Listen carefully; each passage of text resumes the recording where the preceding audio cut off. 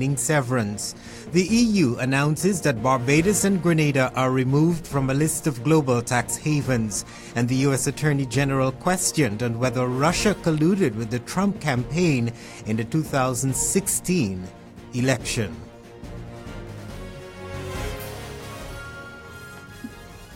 Thank you so much for joining us this Tuesday evening, 23rd January 2018. I am Phil George. Welcome to those of you joining us by radio and those of you joining us by Facebook Live. Also via our app and our website, pointefmradio.com.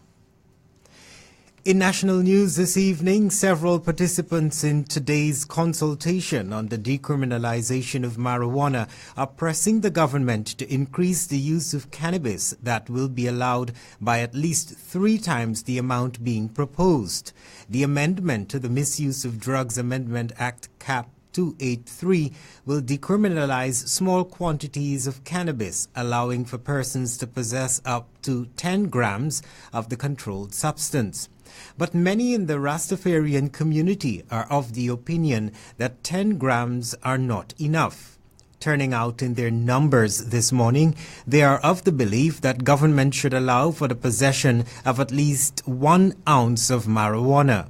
Speaking in his capacity as an elder of the Rastafarian community, Franklin King Frankai Francis says there are several issues that must be addressed, and while the amount may be secondary, it is equally important. He has highlighted the use of the word small.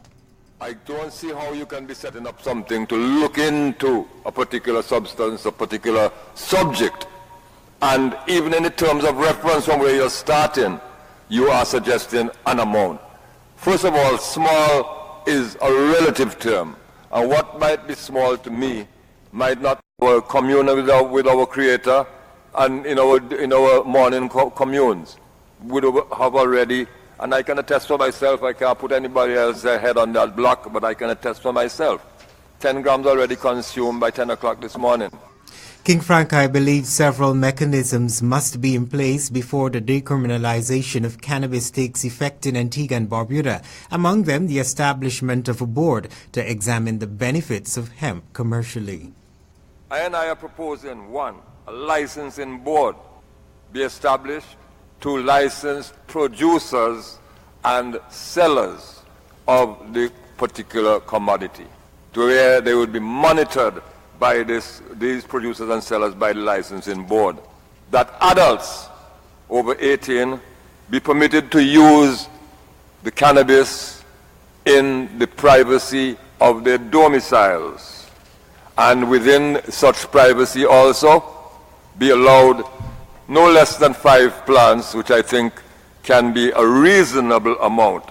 Second, further, that Rastafari places of worship and celebration, that individuals be allowed within that context, and again we're talking of adults, to be able to utilize it there. We propose also, I propose also, the establishment of a medical board to access the various medicinal aspects that can be made from it. He indicated that the new legislation should allow for persons to plant at least 5 cannabis plants, and that those who were convicted after being found with small quantities of cannabis have their records expunged. Another proposal made is that the word marijuana be removed and replaced with cannabis. King Frankai criticized the efforts being made to suppress the use of the plant. He described such efforts as flying in the face of God. The prohibition and illegalization of this God-given substance is a representation of mankind's arrogance, since it flies in the face of our wonderful Creator. Are we in fact, as mankind, telling the Creator that his creation is imperfect? For none of us can make a cannabis plant or seed. And I consider its prohibition, its illegalization, to be not only criminal, but to be sinful. And on behalf of the Rastafari community and nations of the world, and of Antigua and Barbuda specifically, I call on the churches to condemn this labeling of God's creation as illegal.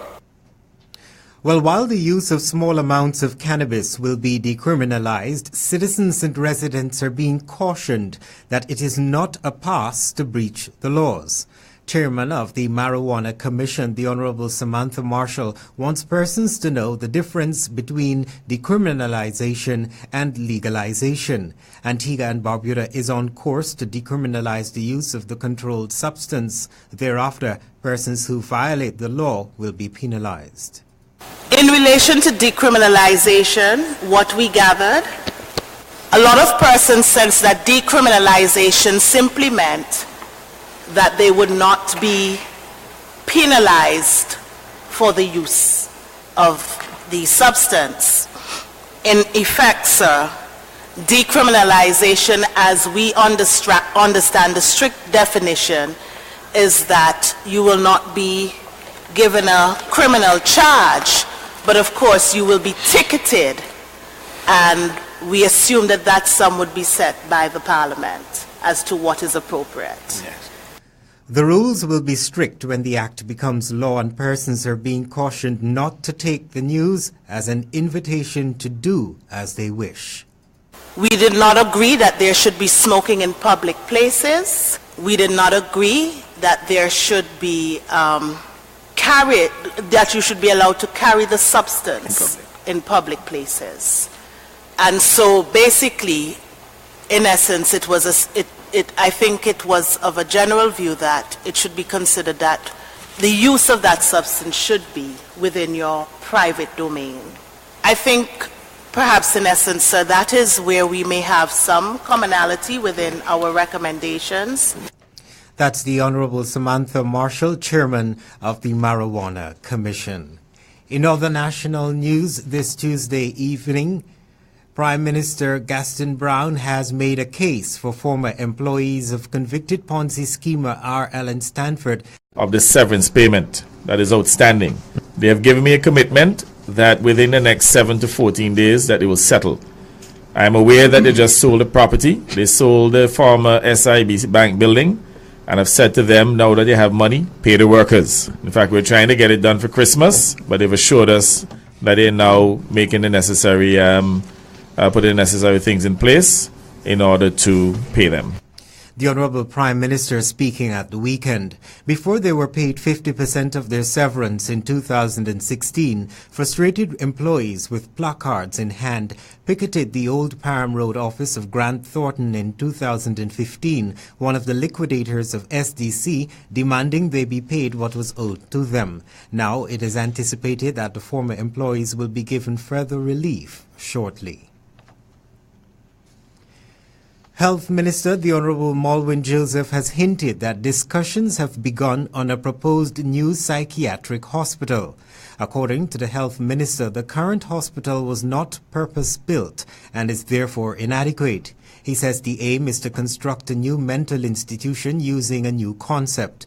The process has begun with a team that will travel overseas to visit mental health facilities as government continues to put measures in place. Our senior technicians have been asked to travel to, I think it's Boston, Massachusetts, to look at psychiatric facilities, because they have one of the best psychiatric facility in the whole world. So we want to learn from their experience. We want to get some ideas of the type of facilities we need to put in place. This is going to cost a significant amount of money because it would require rebuilding. Some of the buildings will have to be leveled, and the whole layout of the place will have to change.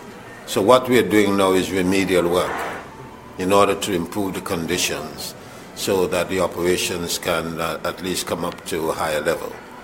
The construction of a new psychiatric hospital may be at least 2 to 3 years away, as the minister indicated funding will have to be sourced. He says they have identified a pathway to financing which is being discussed. However, the immediate priority is to address the issues that currently exist.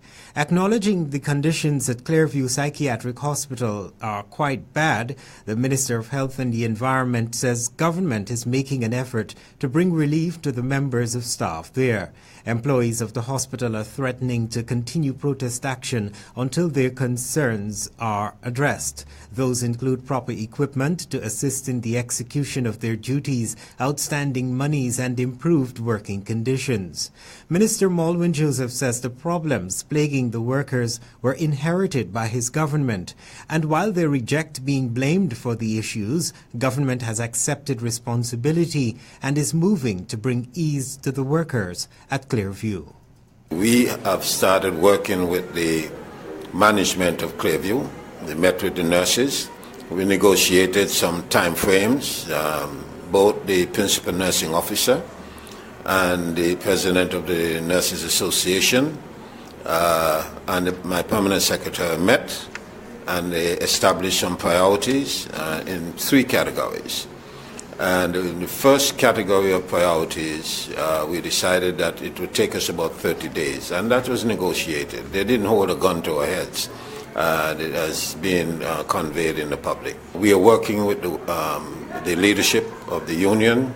We are working with the workers of all these institutions to remedy the problems that we have inherited. We appreciate the fact that the former government had really allowed the conditions to deteriorate badly. They did not invest in the improvement of these facilities. But this is our responsibility.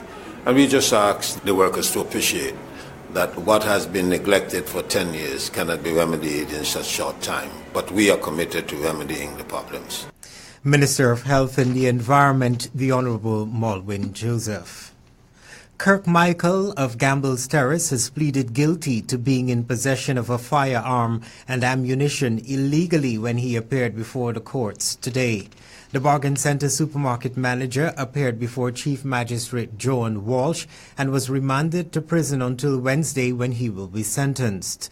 The police reportedly searched a car on Saturday evening that is owned and was driven by Kirk Michael and found a 9mm semi-automatic pistol and several rounds of private offer is for sale of the majority of its share in the 2 companies. The private placement is for 45,000 shares in each company, which represents 45% of all issued shares. No individual entity, that is the share offer, according to the website, is available to private individuals, entities or groups, and certain basic conditions will apply. No individual, entity or directly related group may purchase more than the equivalent of 5% of the total issued shares of the company. No government agency or statutory body shall be eligible for the sale. The website also revealed that shares shall be sold in pairs and not separately. That is, 1 share of the Daily Observer Limited shall be bound to 1 share of Observer Radio Limited. Sales of shares is restricted to citizens of Antigua and Barbuda.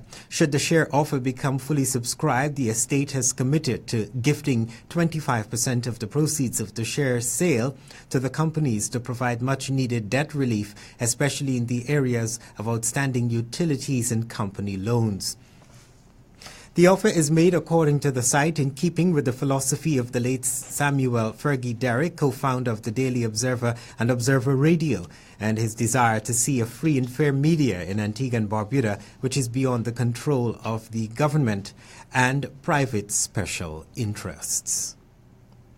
That's a look at national developments this Tuesday evening. We'll take a break and return with regional and international developments. Stay tuned.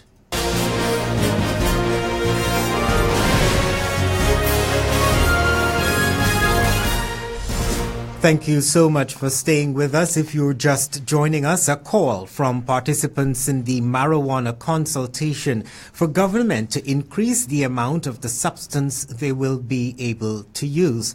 The Prime Minister makes a case for former Stanford workers to be paid their remaining severance.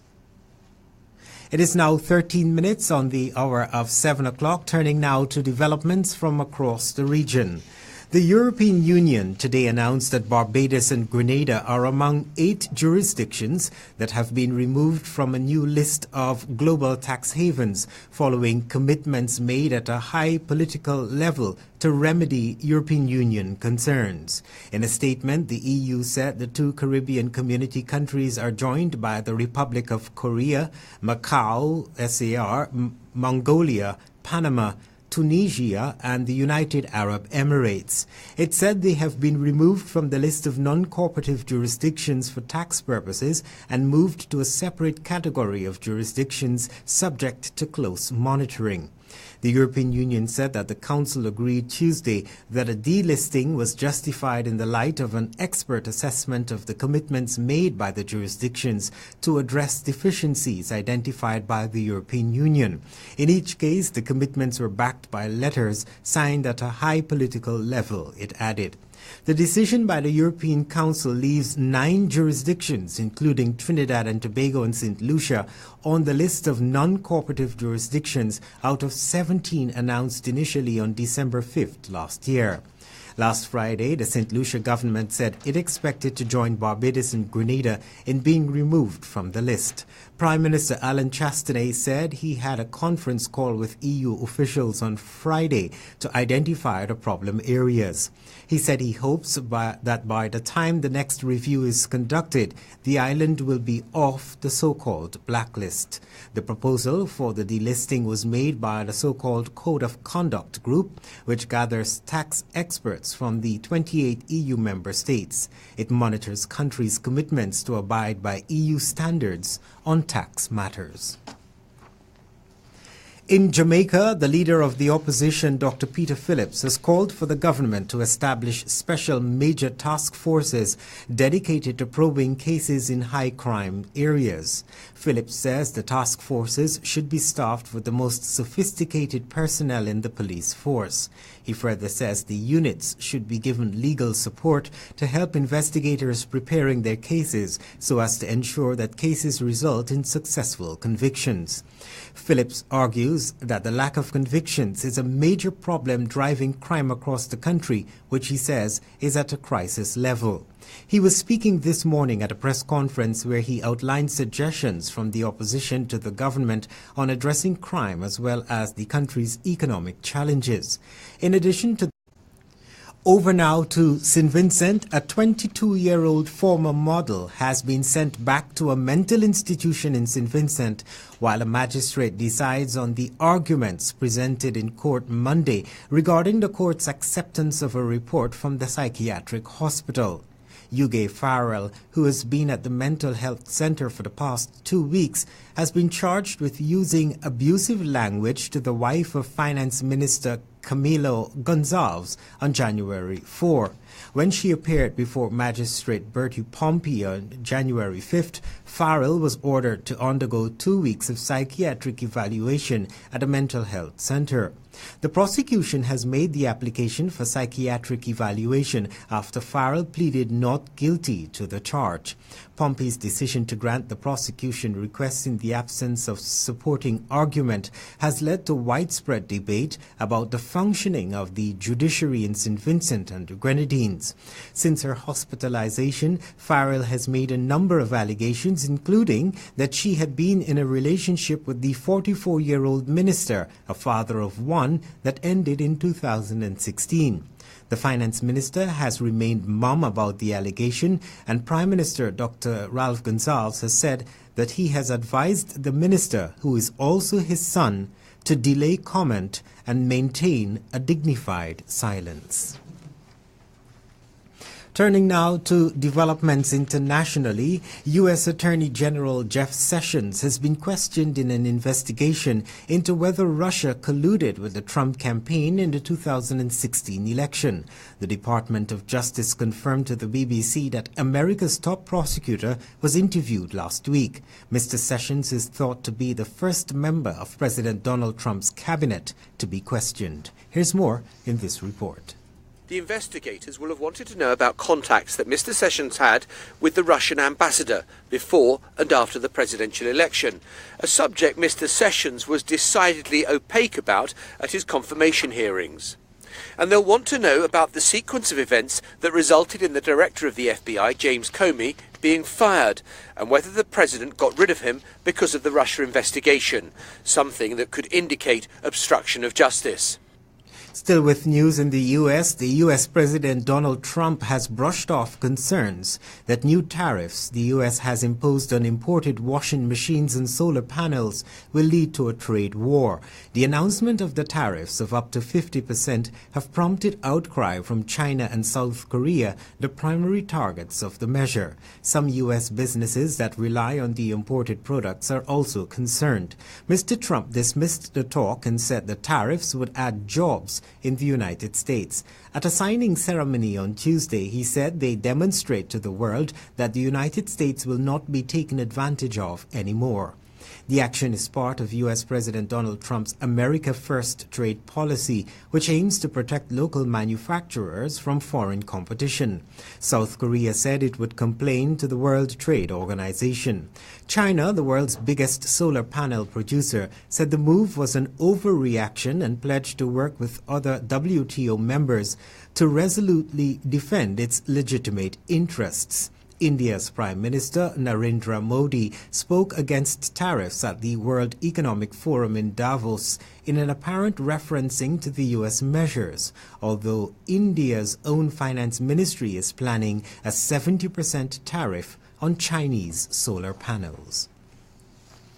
All eyes are on the southern Brazilian city of Porto Alegre this week, where judges are hearing an appeal against former President Luiz Inácio Lula da Silva's sentence of almost 10 years in prison for corruption and money laundering. The decision could dictate the future of the country. While no one knows which way the judges are going to rule, one thing is clear: whatever their decision on Wednesday, Brazil will be divided. Just 9 months ahead of what many describe as the most uncertain presidential election in Brazil in decades, the political fragility in the country is clear. It has been a fall from grace for Lula. He rose to power condemning corrupt politics and promised he would be different when he became president in 2003. But corruption scandals plagued him during his 8 years in power. In 2005, what is known as the Mensalão scandal nearly cost him his job. Nevertheless, he left office in 2011 with record approval ratings. But then came free, and opinion polls suggest he is the front runner in the race to be elected president in October. That's a wrap on regional and international developments. The time is now 4 minutes on 7 o'clock. The weather report is next.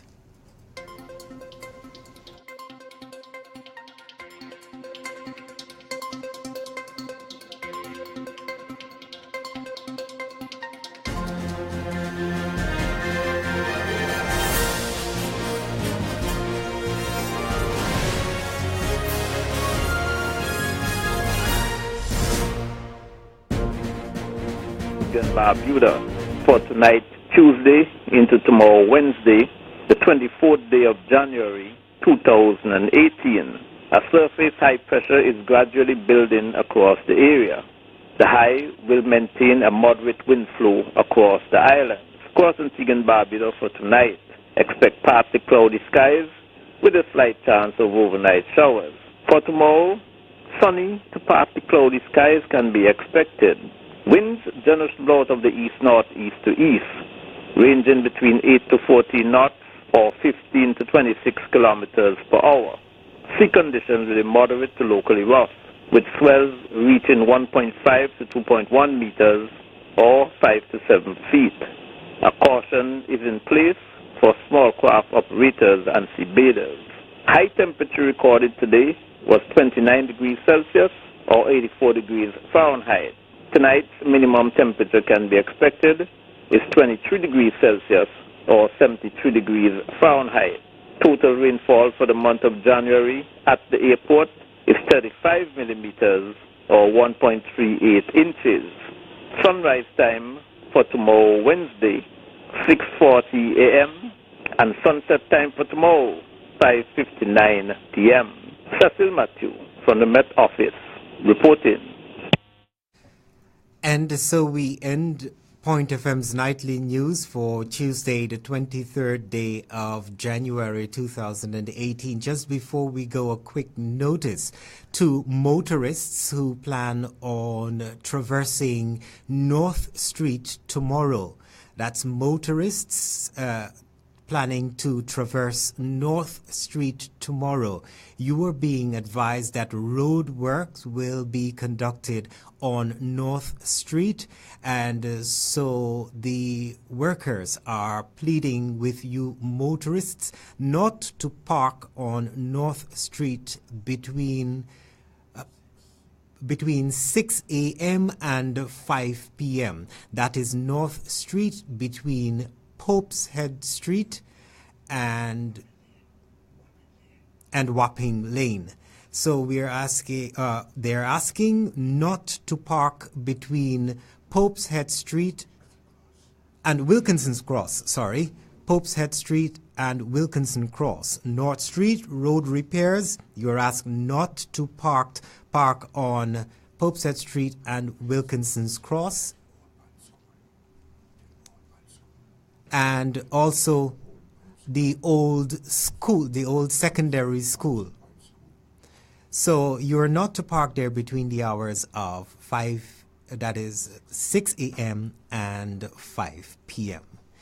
Just before we go, let's recap the headlines that made the news this evening. A call from participants in the marijuana consultation for government to increase the amount of the substance they will be able to use. During today's consultation, the Rastafarian community, or many from the Rastafarian community, opined that 10 grams of cannabis will not be enough. They are pressing for the government to increase the amount to at least 1 ounce of marijuana to be decriminalized. The Prime Minister makes a case for former Stanford workers to be paid their remaining severance. The European Union announces that Barbados and Grenada are removed from a list of global tax havens. And the U.S. Attorney General is questioned on whether Russia colluded with the Trump campaign in the 2016 election. We thank you so much for joining us, those of you who tuned in by radio and those who tuned in to Facebook Live and also our Pointe FM's app. We encourage you to visit our website.